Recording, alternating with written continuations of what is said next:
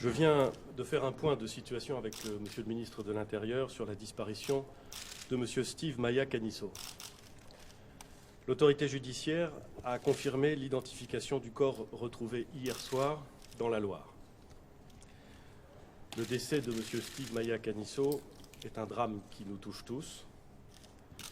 Je voudrais exprimer mon émotion, celle du gouvernement, et adresser aux parents de ce jeune homme mes plus sincères condoléances. Je sais que les mots sont peu de choses quand on perd son enfant, mais je souhaite les rencontrer prochainement avec le ministre de l'Intérieur pour leur témoigner de notre soutien et de notre volonté de transparence totale. Nous allons dès aujourd'hui rendre public le rapport de l'Inspection générale de la police nationale que le ministre de l'Intérieur avait demandé dès le 24 juin dernier. Celui-ci indique qu'à la lumière des faits connus à la date de sa rédaction, je cite, « Il ne peut être établi de lien entre l'intervention des forces de police et la disparition de M. Steve Maia Caniço ».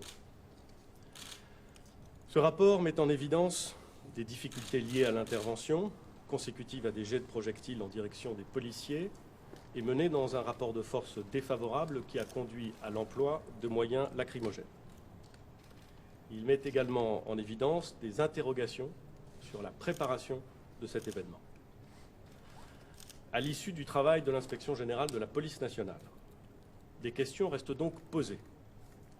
Par exemple, dans quelles conditions des sound systems ont-ils pu être installés sur certaines parties des quais de la Loire, ne disposant ni de garde-corps, ni de barriérage. Compte tenu de la proximité immédiate de la Loire et du risque de chute dans le fleuve, les mesures préventives étaient-elles adaptées et proportionnées? Les autorités de police présentes sur les lieux au moment des événements et chargées de leur gestion disposait-elle d'une conduite à tenir suffisamment claire face aux éventuels troubles à l'ordre public? Les conditions de remontée de l'information auprès des différentes autorités leur ont-elles apporté les informations nécessaires et permis de prendre les décisions appropriées? En d'autres termes, plus de 5 semaines après les faits, le déroulement de cette soirée, l'enchaînement des faits, reste confus. Je ne peux évidemment pas m'en satisfaire. C'est pourquoi j'ai décidé de saisir aujourd'hui l'Inspection générale de l'administration pour aller plus loin et comprendre les conditions d'organisation de l'événement par les pouvoirs publics, mairies et préfectures, ainsi que par les organisateurs privés.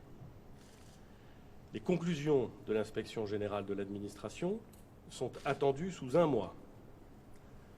Elles seront naturellement mises à la disposition de l'autorité judiciaire, laquelle a ouvert une information pour homicide involontaire. Elles seront également rendues publiques.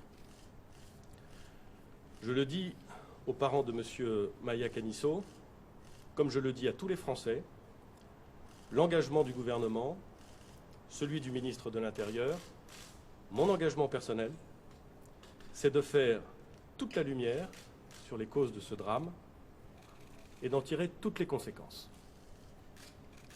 Je vous remercie et je peux, le cas échéant, répondre aux questions que vous aurez. Monsieur le ministre, Valentin, comment accueillez-vous la demande de l'opposition, une partie de l'opposition, de mettre en place une commission d'enquête pour, disent-ils, faire la lumière sur ce qui s'est passé? Il ne m'appartient pas, en tant que Premier ministre, et il n'appartient pas non plus au ministre de l'Intérieur, de se prononcer sur la possibilité d'une commission d'enquête parlementaire, qu'elle soit à l'initiative de l'Assemblée nationale ou du Sénat. Mais je veux dire deux choses. D'abord, qu'une information judiciaire a été ouverte par le parquet de Nantes pour homicide involontaire. Et vous connaissez la question juridique qui se pose régulièrement dans ces circonstances. Mais aussi, et c'est la deuxième chose que je veux dire, le fait que je me suis engagé, et je tiendrai cet engagement, à la transparence totale dans cette affaire. Merci beaucoup.